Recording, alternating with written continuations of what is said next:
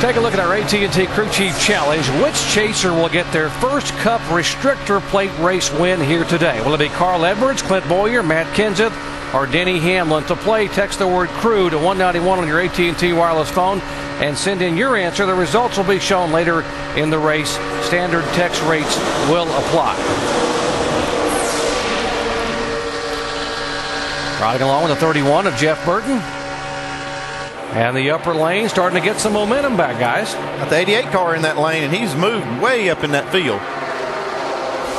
Made a lot of headway so far. Yes. Again, that's Mike Wallace in Richard Childress' fourth car in the 33 up at the front of this, riding along with Junior right here.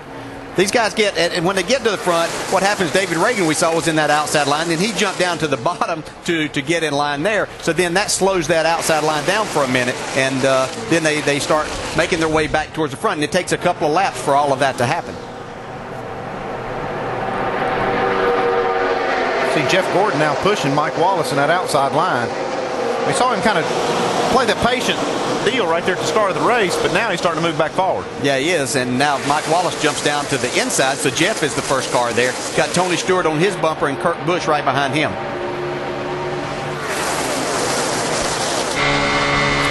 So just be a game these guys are going to play all day long, and as we ride along here, you see a little bit of a push from Tony Stewart.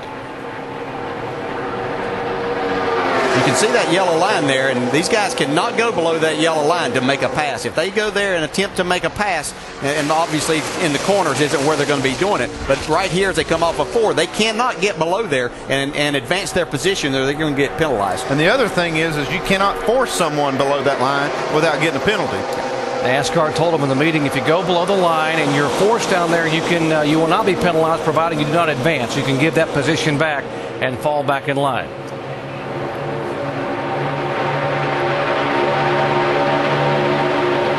Big concern over the 48 car for Jimmy Johnson, and there is Chad. Yeah, he's saying drag the brake. He wants the 96 car, Kenny Schrader, to come back there and help him. Dave? Yep, and he was the closest one to Jimmy Johnson. Jimmy said, if Ken isn't comfortable being pushed around the track the way his car is handling, then we'll do something different. But for now, if you can show me a wide shot there of the 48 and the 96 car, we can tell how close they actually are together at this point. Because the idea was for the 96 to be in front, but he is now behind. Schrader is trying to push the 48 around. That's the only car back there. But as for teammate Casey Mears, they were trying to help as well and fade back, but they figured they needed about half a dozen cars to really help their teammate Johnson to make this work. So that's why the 5 hasn't gone all the way back. Listen to the recent radio on the 48. I've been working with the 96. He said he's going to come back and get us because they're kind of in the same boat we are. So we can run 2 by 2. And guys, that's the whole thing. It's 2 by 2 right now. Here comes the pack. They're going to overtake him, and then Jimmy will have to hope that he can get the free pass at some point when there's a caution. 88 car up on the high side. David Gill in there. Remember, Earnhardt Jr.'s come all the way from the back of the pack. 3 lanes coming up off the corner. Gordon in the middle. Gillen and Jr. up high. If they're getting ready to run up on these 2 slower cars, you can see Junior really giving a nice push to David Gilliland there. And that goes to the inside of him. Pulled down in front of his teammate, Jeff Gordon. Yeah, they're going to run up on these 2 slower cars. 35 to get lapped. 35 car pack moving in on Jimmy Johnson and Ken Schrader. And there comes the leader, David Reagan, flashing by, and will put Jimmy Johnson and Kenny Schrader a lap down. DJ, you called it in 25 laps. Yeah, well, the good thing for Jimmy Johnson is there's a long way to go in this. The thing that he can't do now, obviously, is get swept up in a wreck. But, we will have a caution before this day is over. Just look at that group right there. It could happen at any point in time. But he will be the first car lap down at this point in time. So, again, 25 laps down of 188. It's going to be interesting to see now if he can actually maintain in this group. See if his car is okay. If his car is okay, he'll be fine.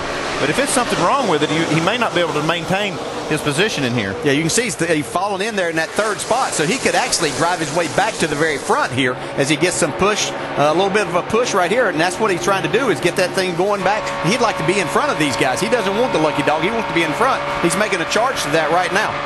His teammate Dale Earnhardt Jr. now giving him a little bit of a push, trying to get him back up there, and he has pushed him by. Looks like his car's fine, but here goes Junior. Junior wants to. Yeah, he's got the lead now. Didn't take him long, boys, from the back to the front. Yep. How's that for an Earnhardt? From the last starting spot to the lead in 26 laps at Talladega. We've seen that before, I believe. Yes, sir. We've seen it before. These Earnhardts know how to restrictor plate race. Listen to them. They are excited here. We talk about the last fan standing. They are on their feet here in the Earnhardt Nation at Talladega. Dale Earnhardt Jr. becomes the 6th different leader here in the AMP Energy 500. He has won 5 times at Talladega.